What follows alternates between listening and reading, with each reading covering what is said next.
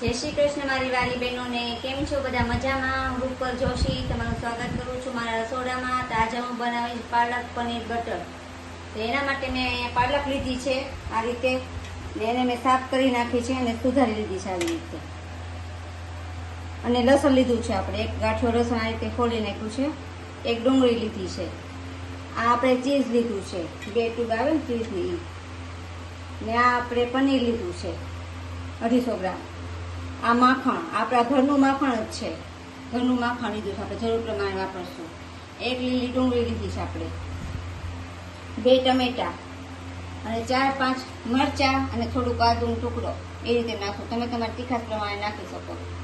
અને આપણે લીલા ધાણા લીધા થોડા, મીઠું જોશે સ્વાદ પ્રમાણે, અને રેગ્યુલર મસાલા હળદર, હિંગ અને લાલ મરચું, અને તેલ જોશે અને પાણી જોશે પાલક બાફવા માટે.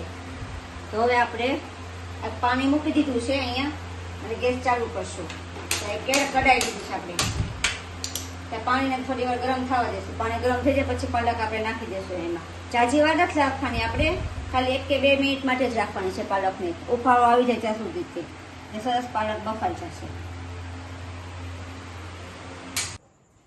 તો પાલક જો સરસ બફાઈ ગઈ છે આપણે 1-2 મિનિટમાં, તો આને આપણે ઠંડા પાણીમાં નાખવાની છે, એટલે એનો કલર એકદમ એવો ને એવો રહેશે.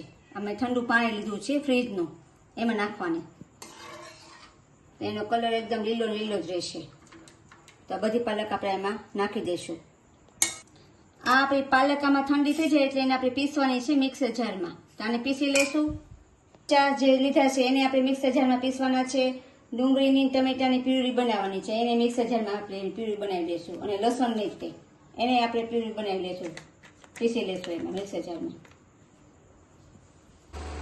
તો જો આપણે આ બધી પ્યુરી બનાવી લીધી છે, ડુંગળીની, લસણની, આદુ મરચાંની, ટમેટાની અને પાલકની બધી પ્યુરી બનાવી નાખી છે. હવે આપણે બનાવી લઈશું. તો એક કઢાઈ લીધી છે, ગેસ ચાલુ કરશું. એમાં આપણે માખણ અને તેલ 2 નાખશું.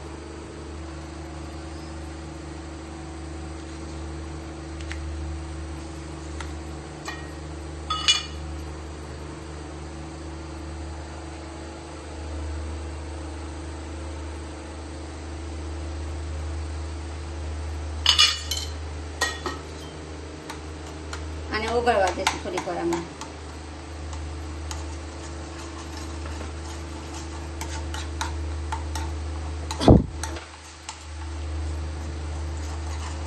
આપણે વાટેલું આમાં પીસું છે મિક્સર જારમાં, એ લસણ નાખી દેશું.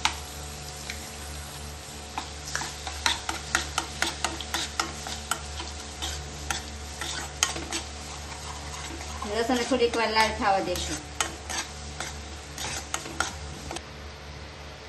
હવે જે આદુ મરચાં આપણે પીસાતા એ આમાં નાખી દઈશું.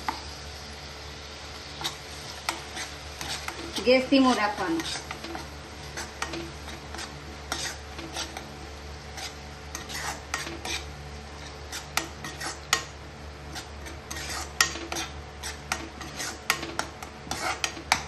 હવે આ ડુંગળીની જે પ્યુરી બનાવી હતી એમાં નાખી દઈશું.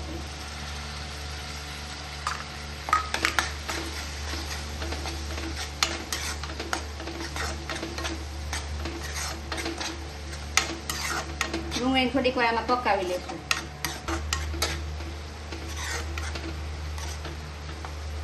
ટમેટાની જે પ્યુરી બનાવી હતી આમાં નાખી દઈશું આપણે. ને આને આમાં આપણે મિક્સ કરી દઈશું.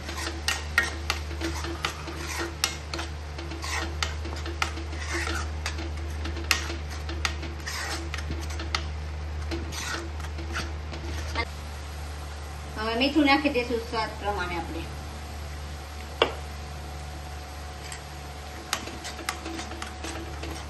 પાલકની પ્યુરી બનાવી હતી આપણે એ આમાં એડ કરી દઈશું. ને આને મિક્સ કરી લઈશું આમાં.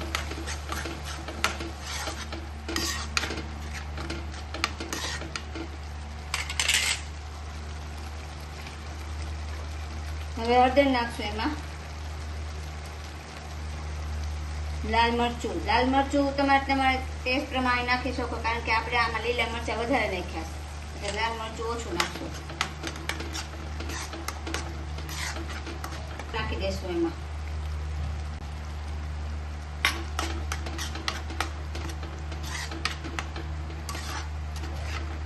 લીધું હતું એને આપણે થોડુંક આમાં છીણી નાખશું.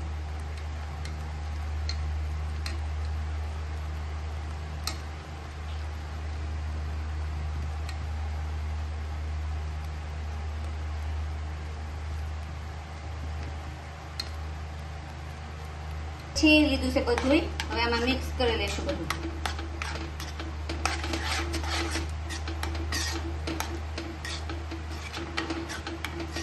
મીઠું ટેસ્ટ કરી લેવાનું, ઓછું લાગે તો નાખવાનું પાછું. આપણે ચીઝ લીધું હતું, અમૂલ ચીઝ, અહીંયામાં આપણે ખમણી નાખશું.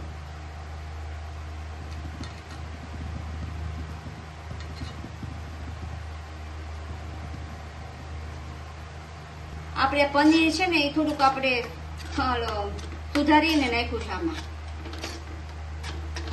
આવી રીતે હવે ટુકડા કરીને આવી રીતે મેં નાખ્યું છે પનીર સુધારીને.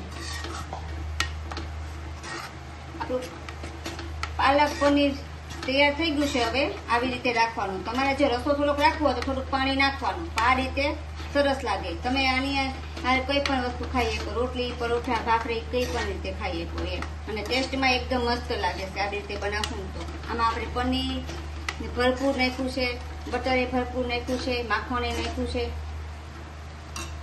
હવે આને આપણે સર્વ કરશું ગરમ ગરમ.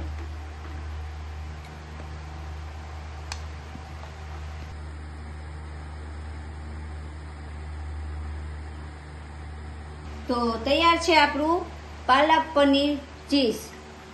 તો જો તમને મારો આ વિડીયો કે રેસીપી પસંદ આવી હોય તો એને લાઈક કરજો, શેર કરજો અને મારી ચેનલને સબસ્ક્રાઈબ કરજો. તો તમને કેવું લાગ્યું આ પાલક પનીર ચીઝ તો કમેન્ટ કરીને મને કહેજો. જય શ્રી કૃષ્ણ, જય માતાજી, રાધે રાધે.